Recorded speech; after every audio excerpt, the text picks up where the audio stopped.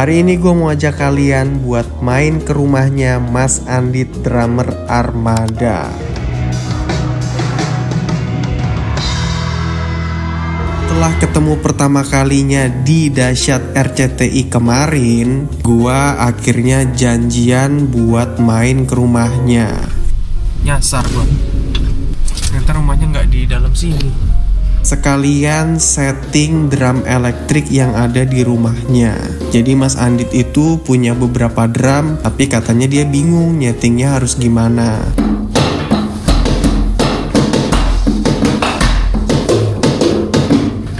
Terus dia beli drum itu karena dia ngeliat review gua.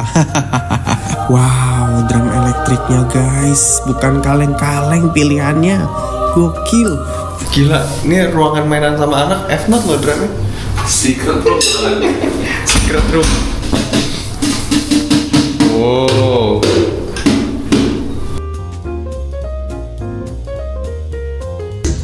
Mati lampu. Waduh, untung udah di save.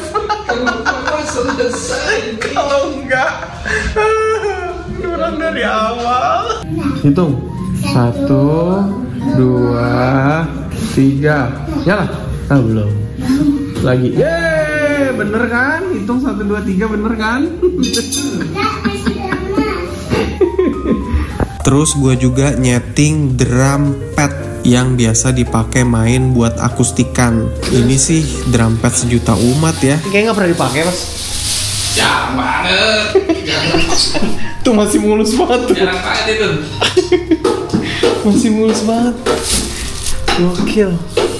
Masih bersih. Ya beginilah kalau drummer sudah ketemu. Main-main drum, bahas alat, nyeting alat. Kalau kalian ketemu temen-temen drummer kalian kayak gini juga gak sih? Tapi memang Mas Andit ini jarang banget ngobrol gua lihat. Habis ini gua mau ngobrol sama Mas Andit. Tapi kalian jangan lupa subscribe dulu. Oke, gua tungguin. 1, 2, 3. Udah subscribe?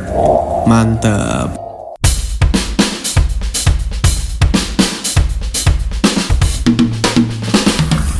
Gue ada pertanyaan buat Mas Andit nih. Lu tuh orangnya emang pendiam ya mas? Banyak orang bilang sih pendiam, cuman kalau udah kenal sih ngobrolnya panjang ya. Kalau udah kenal kayak ngobrolnya nggak berhenti ya. Pendiam tuh karena ini aja. Aku tipikal orangnya nggak enakan kalau sok kenal, sok deket, sok akrab. Gitu. Maksudnya nggak mau mulai duluan. Tapi kalau udah mulai ya biasanya lancar-lancar aja. Ngobrol panjang. Tapi lu tipe orang yang nongkrong gak sih mas? Nongkrong banget. Oh ya? Nongkrong banget. Nongkrongnya sama siapa? Sama teman-teman di luar Armada apa? Sama teman-teman Armada aja? Semua. Oh gitu? Semua. Biasanya itu kita cari hobi yang sama, kita nongkrong tuh. Entah itu cuman sekedar main game atau main futsal, nobar gitu kan ya. Merayakan sesuatu terus makan bareng gitu kan. Oh sambil ngalur ngidul, hahihi, gak jelas gitu. Tapi lu ngeband 18 tahun mas, masih nongkrong gak sama personilnya? Apalagi sekarang kan lu udah pada punya anak istri. Sebenarnya sangat berbeda sih, apalagi setelah punya anak ya. Iya. Nah, sebenarnya kalau sebelum punya anak sih masih sering ya nongkrong, janjian, double date, maksudnya dengan istri masing-masing kita suka ada film apa nih nonton bareng gitu. Tapi semenjak punya anak ini ya, agak lumayan jarang gitu ya. Beda prioritas kayaknya. Enggak juga, memang waktunya aja. Iya. Nggak ketemu waktunya. Antar anak sekolah. Antar anak sekolah tuh wajib. Yang 1 jam berapa, di 1 jam berapa gitu. Jemput anak sekolah. Tapi malah itu bikin spesial. Jadi di momen-momen tertentu misalnya ada yang ulang tahun atau ada hari peringatan apa, kita suka yuk makan bareng gitu kan. Makan di mana nih? Ngobrol. Bukan ngobrolin musik, bukan ngobrolin. Oh ya? Ngobrol sangat-sangat yang nggak penting lah. Iya ya. Starting ngebandnya berarti dari umur 20-an ya? 19. Nah, dari kuliah. Soalnya aku ingat banget itu sama Rizal itu baru ketemu bikin grup band namanya Kertas itu umur 15 tahun kayaknya.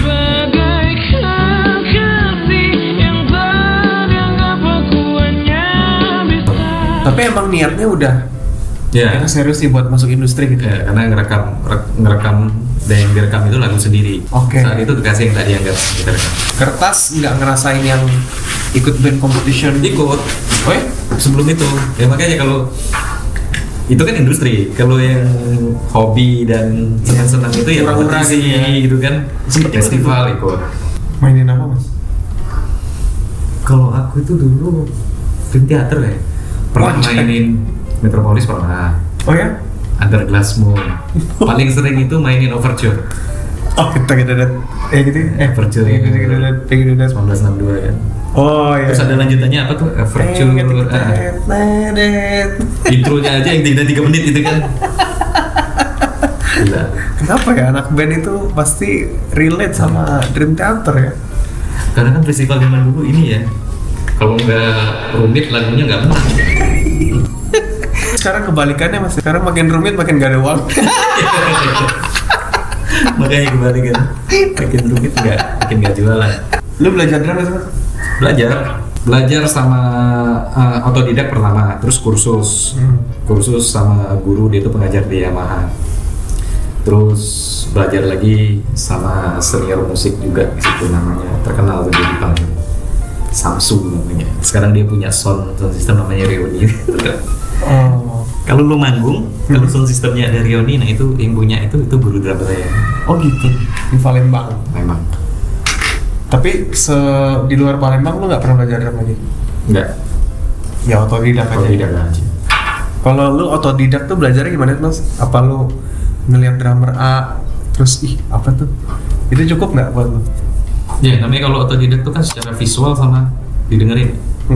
Jadi kalau kita bisa belajar lewat tontonan atau nggak ditonton tapi didengerin, kalau dulu kan putar CD didengerin, terus dicari tahu pukulannya per not gitu kan. Yeah. Dia fill in ini kayak gini, bunyinya apa aja ya? Dia mulai dari snare ke kick ke apa. Itu kayak ngelatih ear training sama feel ya. Feel, nanti terus dipraktekin biar terus diulang biar jadi muscle memory. Ya. Hanya untuk festival saya melakukan itu sekarang. Capek. Tapi lu ngulik gak mas kayak drummer zaman sekarang kayak siapa gitu, Echa misalnya? Aduh, ngulik Echa mah rontok rambutnya beneran. Satu, ya. Harus satu fill in udah. Kok dua lah ya. Kalau drummer yang paling lo suka siapa? Masa? Ya, Beneran aja lu. Kalau nggak disuka nggak di ini dong, nggak dimintain tolong buat ganti. Oh itu alasan ya. Ya ngapain? Nggak suka. Coba sama lu. Ya juga sih. Nggak Iqbal. Kalau Iqbal itu dia bisa menyesuaikan lagu. Armada itu kan mainnya pop ya. Pop banget. Jadi lebih dominan ke lagu-lagu slow. Tapi gue kaget sih Armada ternyata masih berpatokan sama lagu asli, aransemen asli ya. Iya. Kecuali satu lagu yang mau dibawa kemana doang. Karena dulu gue pernah nonton Mas Armada live, loh berubah banget lagunya nih.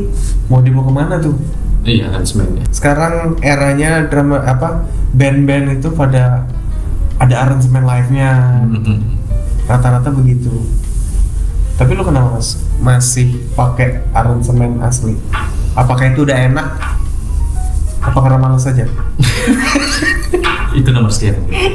Nomor 2. Sebenarnya ada juga mungkin yang pengen dengar juga dengan aransemen yang berbeda, tapi lebih banyak yang pengen dengar aransemen yang seutuhnya. Setidaknya walaupun kita rubah sedikit tuh nggak semuanya.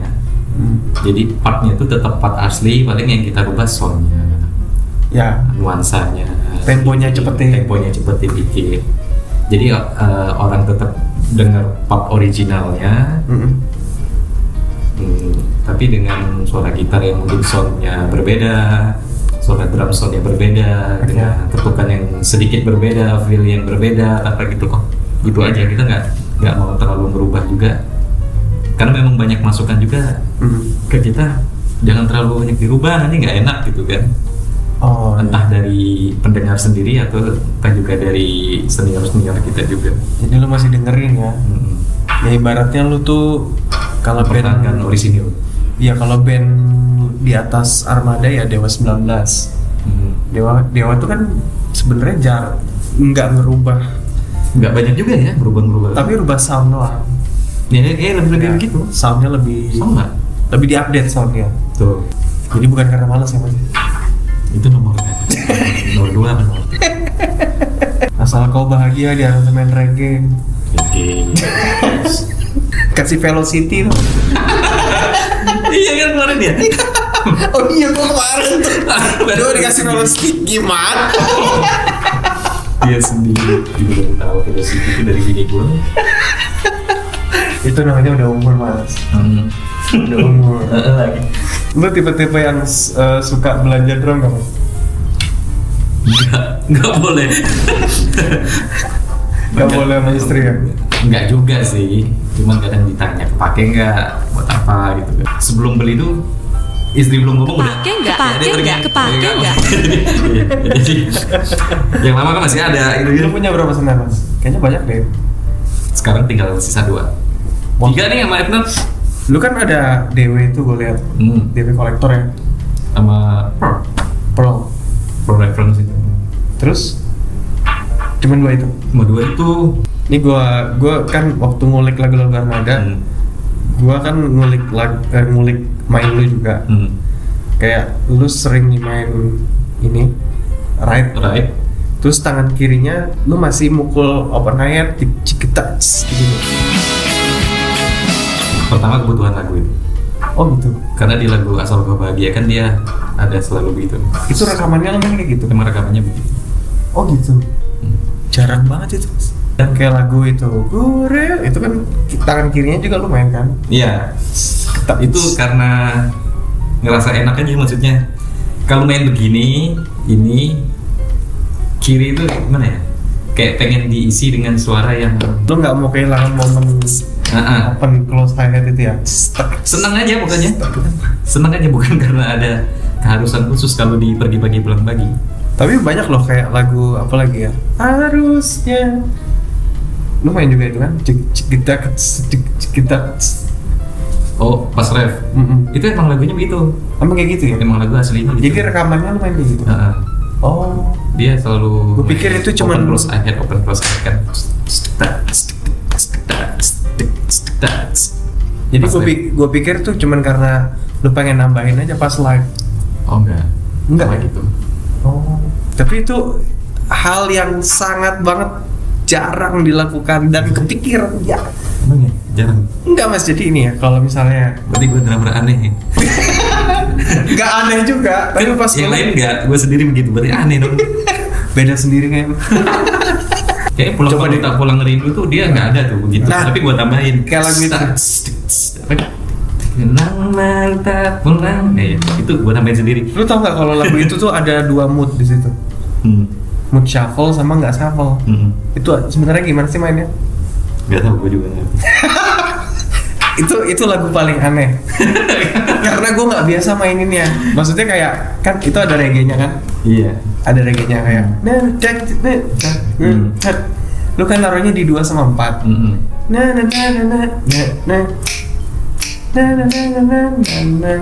Terus secara teori musiknya kalau reggae itu ding cik dang ding cik ding cik ding cik dang.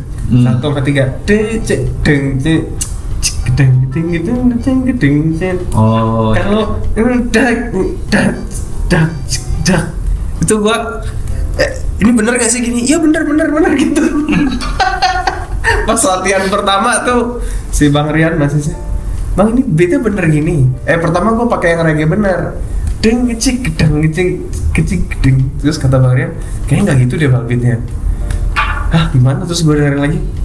Kok kicknya 2 sama 4 ya? Tapi itu emang nggak sengaja loh. Sengaja sih enggak. Sengaja tidak dibuat full reggae banget. Karena memang dibuat dengan gayanya Armada. Karena kita nggak mau saat itu tuh kita mikirnya kita nggak mau terkesan, kita kan band pop nih. Ya. Nggak mau terkesan sok-sokan main reggae. Oke, jadi mesti ada nuansa masih pop. Kita mau ngasih nuansa reggae, tapi gini ya cara Armada ngebawain, masukkan nuansa reggae di gaya Armada. Terus habis itu bagian bridge-nya yang aku gak, itu kan nggak shuffle teman. Iya. Tapi verse-nya shuffle. Terus gue sempat nanya juga ke Bang, ini mainnya shuffle apa enggak ya? Nah itu juga dia gue bingung. Tapi kalau lu ngejelasinnya gimana mas? Itu lagu shuffle apa enggak? Pas yang aku galau, Dia tuh enggak shuffle. Enggak. Terus refnya baru shuffle lagi. Dik cik gede dik gede. Enggak, itu enggak. Soalnya saat itu Rada yang udah cabut, mintanya itu kalau dia itu nyebutnya raga saat itu. Ya raga tuh dik gede Dia tuh raga tuh nyebutnya ya raga itu dia kan jet. Nah saat itu udah ikutin aja gitu. Maksudnya dia kan dengan ritme yang jet. Aku galau. Pokoknya terus aja begitu. Ya. Jadi ikutin aja. Oh, jadi basicnya itu ngikutin gitar dan yang lain saat itu. Di rekaman pun begitu. Iya, terus gue sampai dengerin yang versi rekamannya itu juga sama mas, ternyata yang fast verse-nya lu mainnya shuffle, bridge-nya nggak shuffle, refnya shuffle lagi. Kedengaran dari licks bassnya sih. Emang si aransemennya saat itu kerja dia yang bikin. Dia yang bikin. Rada yang bikin. Ini part-partnya. Ini kayak begini. Nanti lu isi drumnya ya, gaya lu gitu kan. Tapi di bagian-bagian ini ikutin ya. Ini termasuk tadi. Kan ada suara gitar begini ikutin ya. Ini ikutin ya. Gitu. Aneh ya. Keren sih gua. Terus mas, gue dulu kalau ngeliat set drum lu tuh kenapa crash-nya tinggi banget 2 gitu di atas.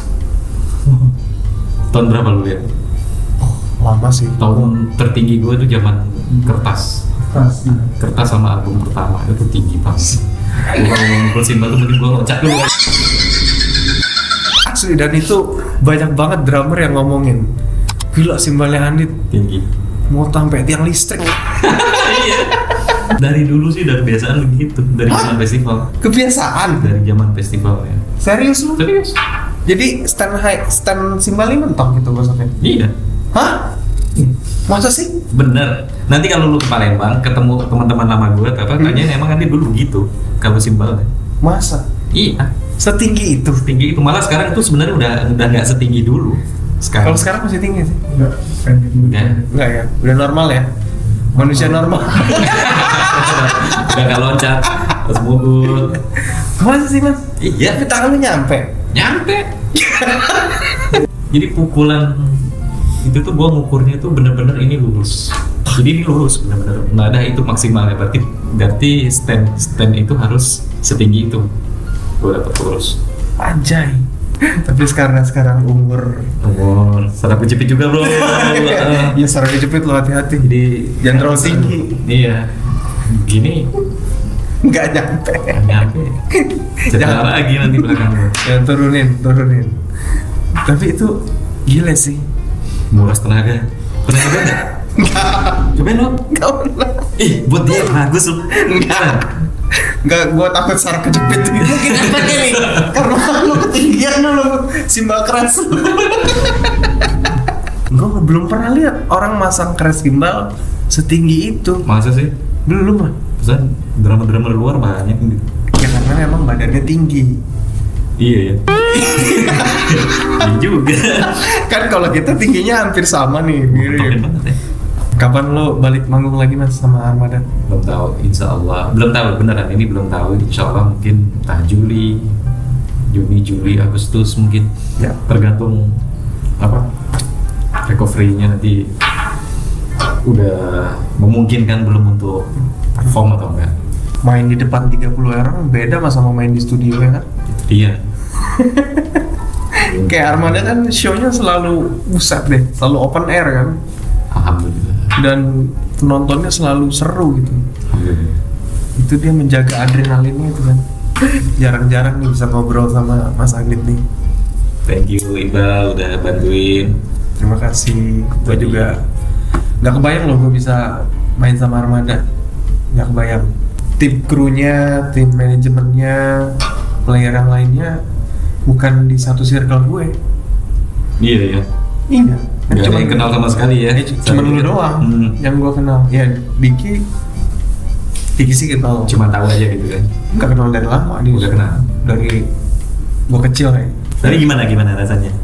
Seru banget. Beda kalau main sama band yang udah umurnya belasan tahun gitu. Chemistry-nya tuh udah nggak perlu terlalu lama buat adaptasinya. Masuk. Iya. Tapi nggak tahu mereka ke gue. Enggak. Yang lain juga oke. Kalau nggak oke nggak mungkin berulang kali, Bang. Oh iya. Itu kuncinya ya. Iya. Nggak mungkin Repeat berulang order. kali. Repeat order is key. Bang, tanggal sekian bisa nggak? Iqbal dulu pasti yang ditelepon. Kalau Iqbal nggak ada, bukan berarti ini apa? Berarti Iqbalnya yang nggak bisa saat itu. Iya. Bukan armadanya yang nggak mau. Tapi thank you Mas. Sama-sama. Thank you. Jarang-jarang bisa ngobrol sama Sandit, jarang-jarang juga bisa main sama Armada. Sehat-sehat ya Mas. Amin. Thank you. Dadah. Bye. Ini tandanya video ini harus selesai. Ini apa? Karena anaknya udah datang. Sekarang sudah jam 7. Kita tadi dari jam 3 sampai gelap gini ngutak-ngutik drum. Ada 2 drum nih. Ini drum F-Note sama ini Data X Yamaha. Gak pernah dipakai Mas. Ini kalau kabarin kalau jual 1,5 kabarin ya. Buat apa? Jual lagi. Ini juga kalau F-Note-nya 10 juta gitu mau. 10 juta gua mau Mas. Thank you, Iqbal. Thank you Mas Andi. Terima kasih sudah mengikuti video kali ini. Sampai jumpa di cerita-cerita seru selanjutnya.